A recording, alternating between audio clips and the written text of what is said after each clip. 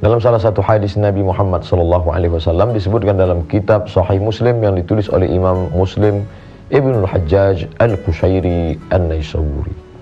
Diriwayatkan dari seorang sahabat Nabi bernama Abu Umamah Al-Bahili radhiyallahu anhu.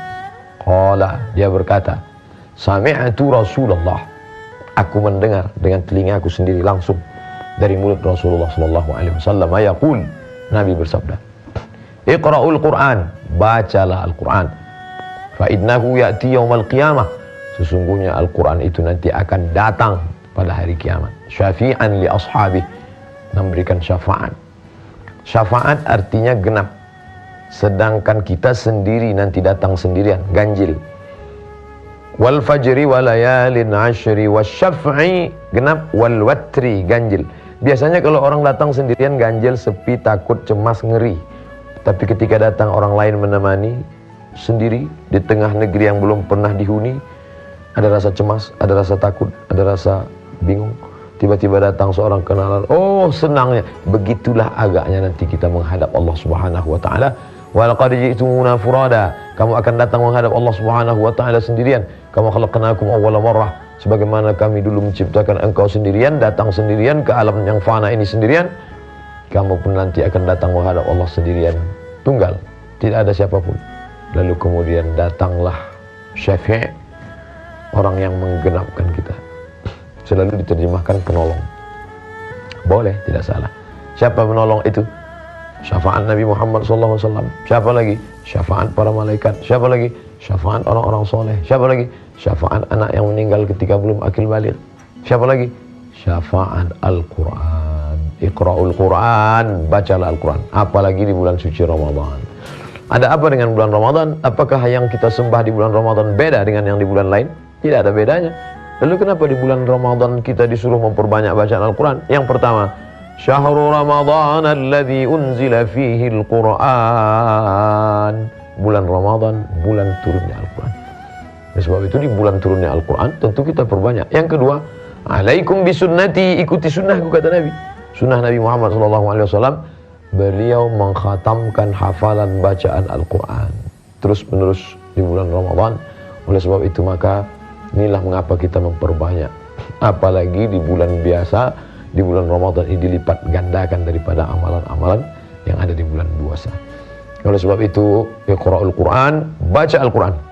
Habis subuh 2 lembar, habis zuhur 2 lembar, habis maghrib 2 lembar, habis isya 2 lembar, habis asar 2 lembar, 10 lembar, 1 juz. InsyaAllah 1 juz. Adwa muha wa in qalla, sebaik-baik amal itu adalah adwa muha, continue, berkelanjutan, wa in qalla, walaupun sedikit. Daripada sekali duduk 15 juz tapi setelah itu tidak pernah buka Quran sama sekali.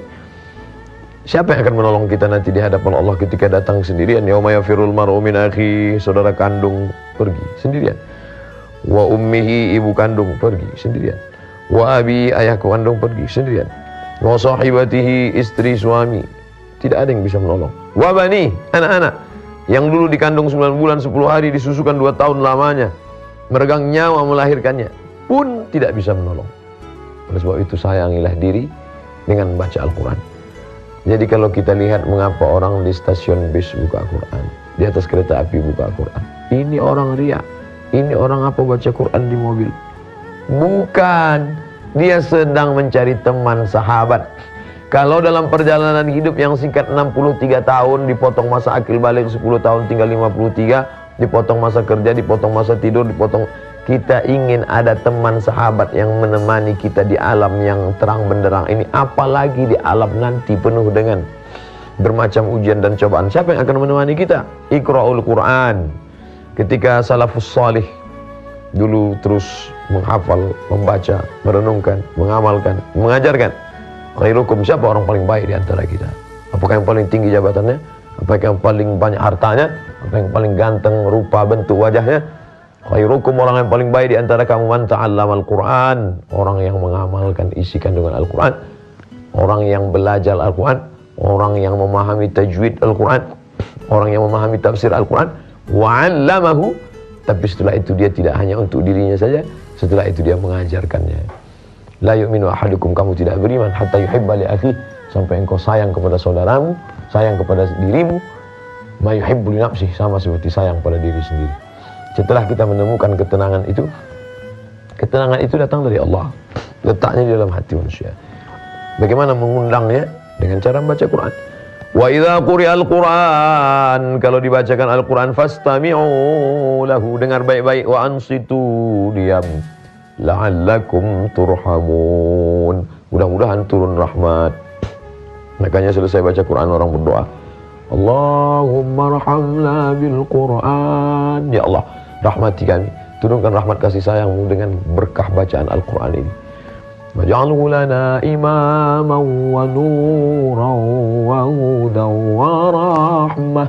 Jangan sekedar membaca saja, tapi kan jadikan Quran ini sebagai nur, penerang cahaya di tengah kegelapan kami. Wa hudan, jadikan dia sebagai penunjuk jalan saat kami tak tahu kemana arah jalan. Wa rahmah, jadikan dia sebagai rahmat, turunnya kasih sayang Allah Subhanahu wa taala. Dibacakan di rumah, turun rahmat di rumah. Dibacakan di ruang ICU, turun rahmat di ruang ICU. Dibacakan pada orang yang sakit, wa nunazzilu minal Qur'ani ma huwa syifa. Kami turunkan Al-Quran itu sebagai syifa, penyembuh, penawar, pengobat. Wa rahmah, dan kasih sayang Allah Subhanahu wa taala. Oleh sebab itu di dunia dia sebagai penenang hati, kalbu, jiwa. Di akhirat nanti pula sebagai teman sahabat yang tak akan mungkin meninggalkan sahabat abadi. Hari ini kawan-kawan kita banyak, kawan tertawa banyak, kawan senang banyak, kawan berduka sedikit. Berapa teman kita di FB? Berapa teman kita di grup-grup?